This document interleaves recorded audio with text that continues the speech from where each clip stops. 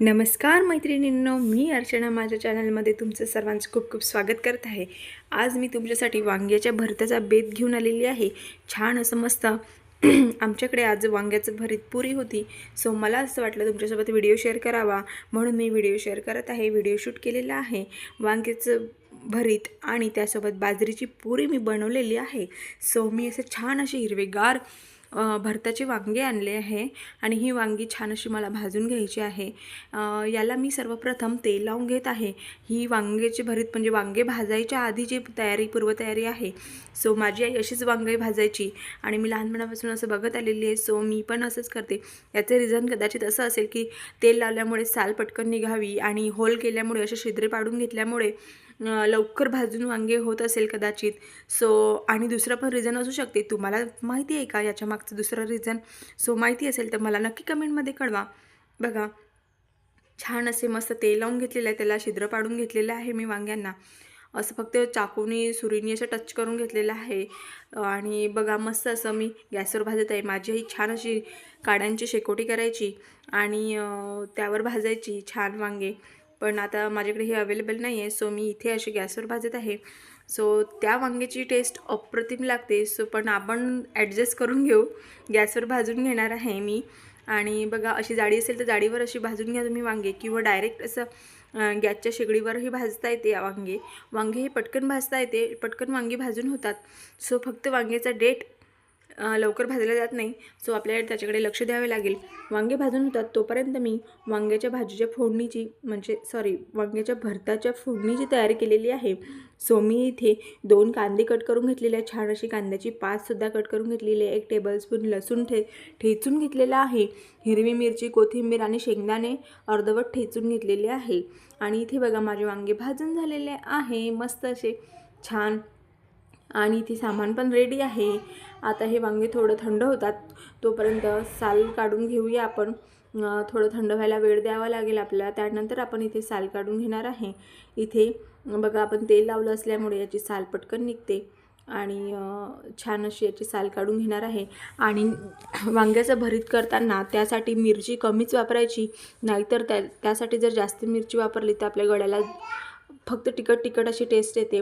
जर आपण जेवढं तिखट खात असाल त्यापेक्षा 1-2 मिरची कमीच आपल्याला तिखट वापरावं लागते वांग्याच्या भरतासाठी। हा माझा पर्सनल अनुभव आहे। बघा, देठ छान भाजून झाला म्हणून इझिली देठ निघालेला आहे। देठ छान भाजून घ्यावा लागतो वांग्याचा, तेव्हाच आपले वांगे छान असे भाजले जातात। सो वांग्याचं भरीत आणि पुरी कोणाकोणाला आवडते हे नक्की मला कमेंट करून कळवा। आणि तुम्ही पण असंच वांग्याचं भरीत बनवता का?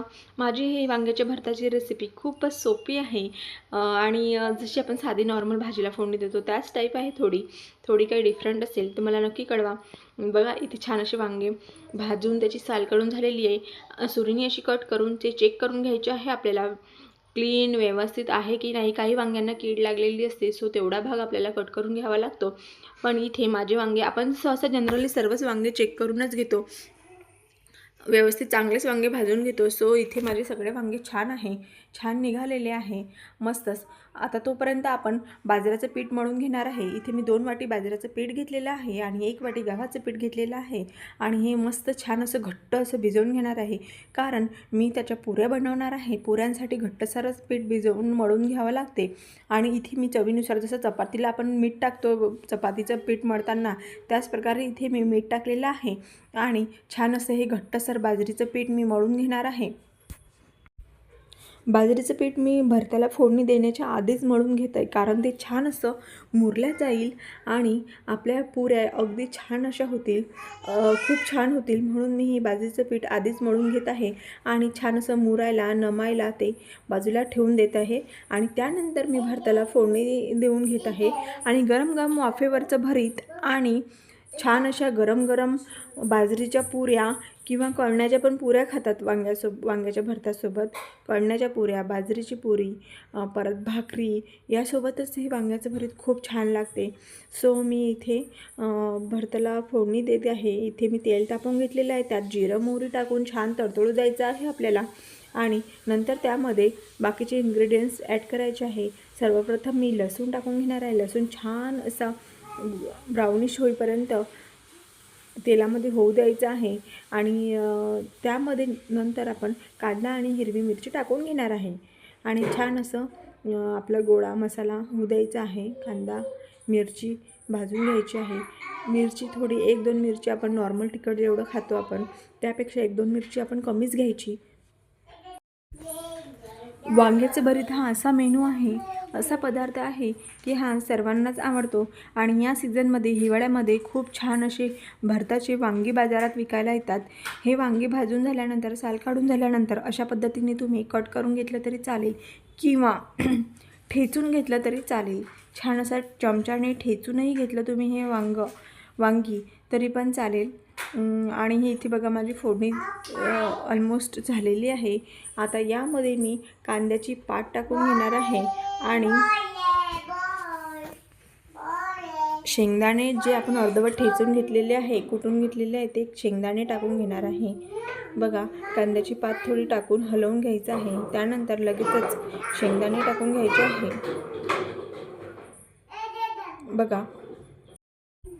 बघा इथे छान अशी खमंग आपल्याला फोडणी तयार करून घ्यायची आहे. मस्त खमंग फोडणी तयार करून घ्यायची आहे.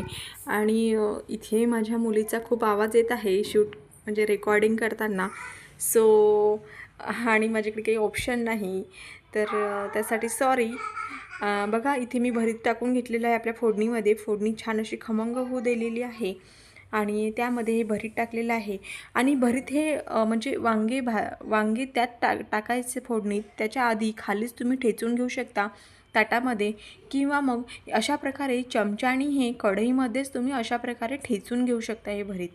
आणि बघा चवीनुसार मीठ टाकून घेत आहे मी.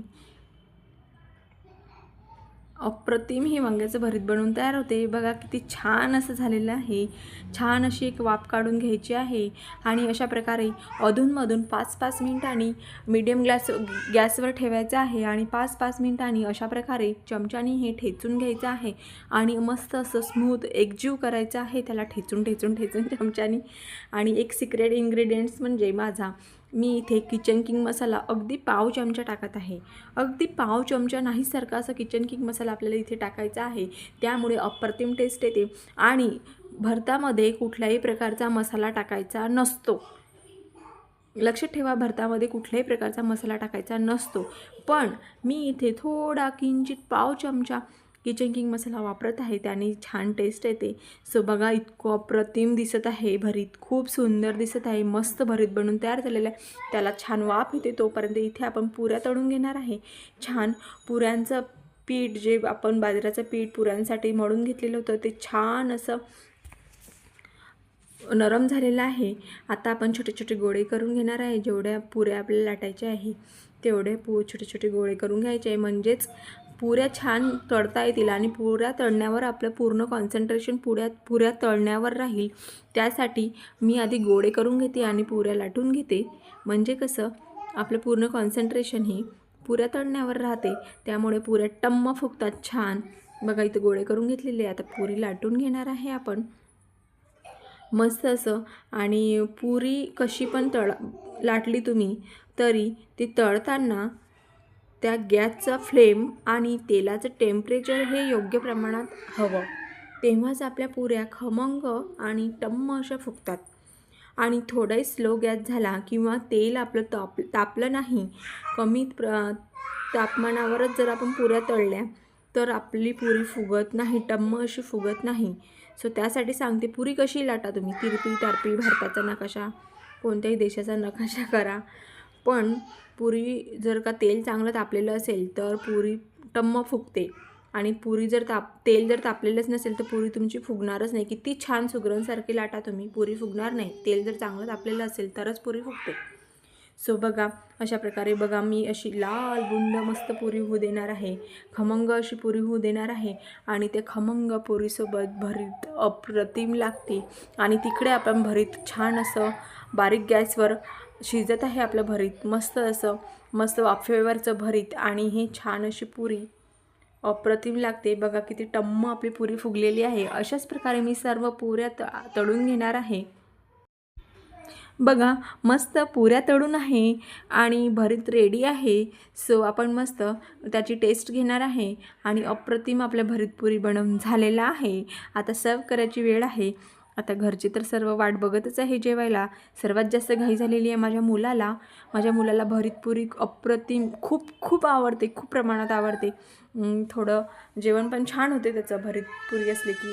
बघा छान अशी कांद्याची पात, मस्त वाफेवरचं भरीत आणि मस्त बाजरीची पुरी मी बनवलेली आहे. अप्रतिम बनवून तयार झालं.